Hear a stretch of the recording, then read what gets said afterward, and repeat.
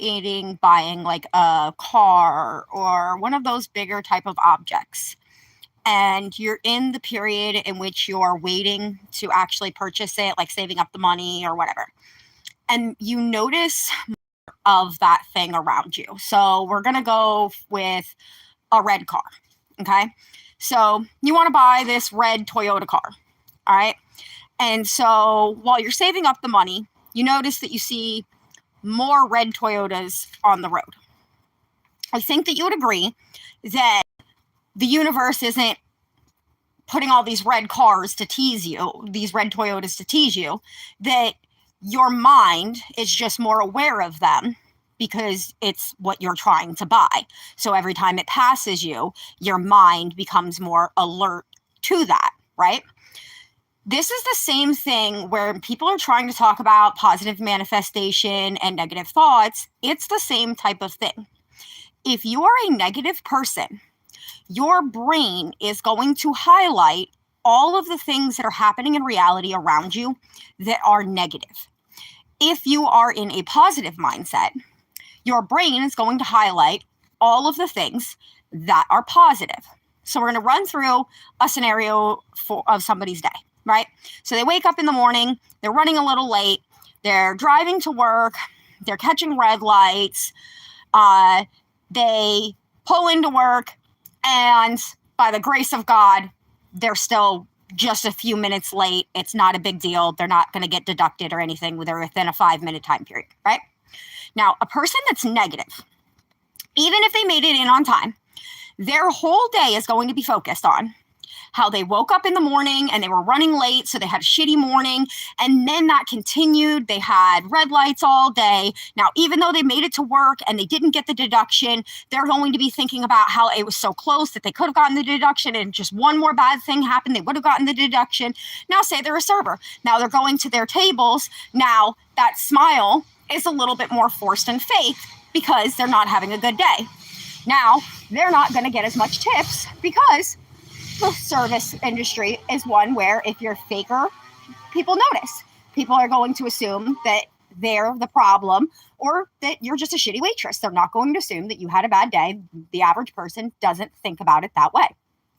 So if you're the good, positive person and you woke up late and you hit all the red lights, but you got to work in 5 minutes and you're not getting the deduction, your mind's not going to worry about the being late, the having the red lights. Your mind is going to focus on, hell yeah, even with those hiccups this morning, I still made it on time. Now, when you go to serve your table, you come there real chipper and everything. Shit, my day was almost ruined today and it didn't get ruined. How are you? You get a bigger tip. Now, you end the day. Who has a better reality? The person who was negative and who had to fake smiles and stuff because they were not in a positive mindset, or the person who was able to genuinely be positive because they were positive throughout the whole thing. They both experienced the same things. They both got up late. They both hit red lights. They both work in a service industry. But at the end of the day, one's going to get more tips than the other. This is what people are saying when they're talking about manifestation. And when people are like, oh, you know, manifestation isn't real. What do you call the nocebo and the placebo and the nocebo effect? What is it with the research that you can prove that belief has an effect on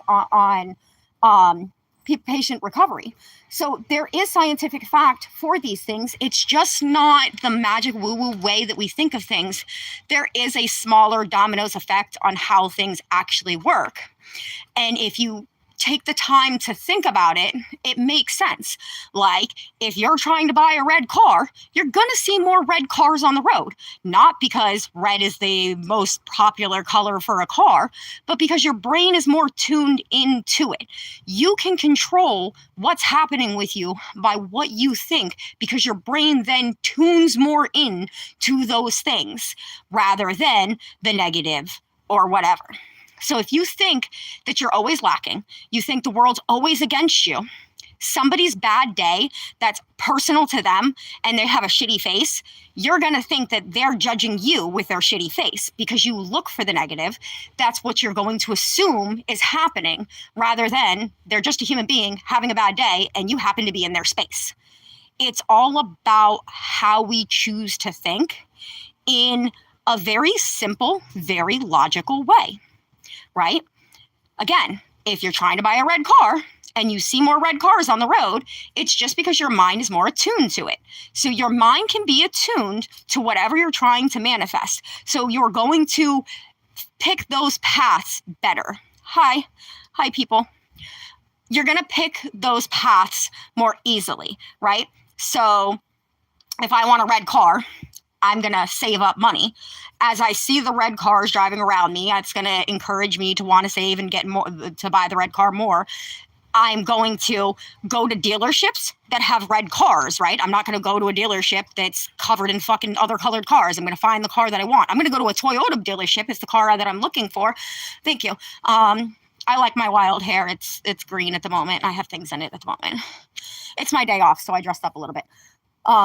Anyway, what I'm trying to say here is I wouldn't go to a BMW dealership if I want a red Toyota, right?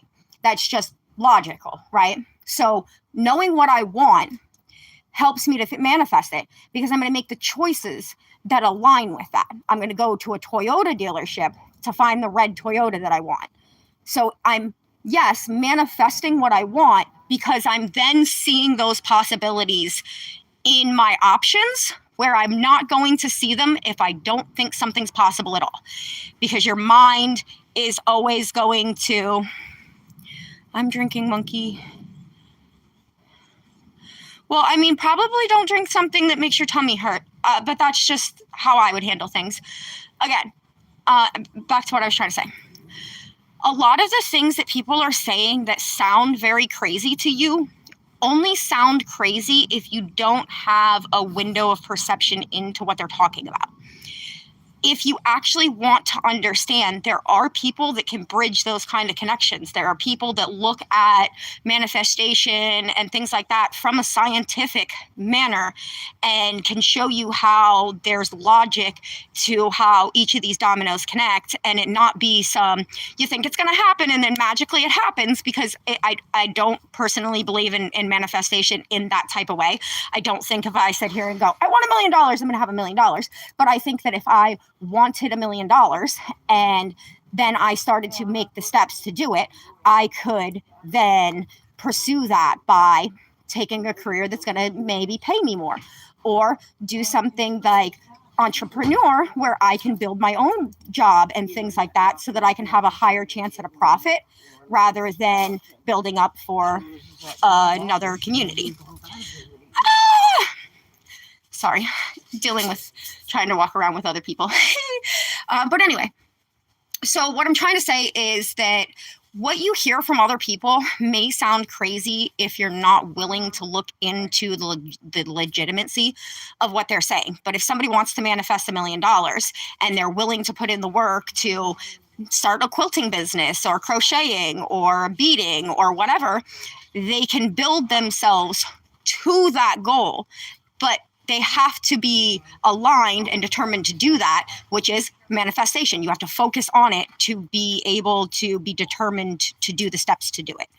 All right, I'm going to go now because trying to dance around other people and conversate without getting their conversation is probably going to be a little difficult. So I will come back when I have my yard by myself.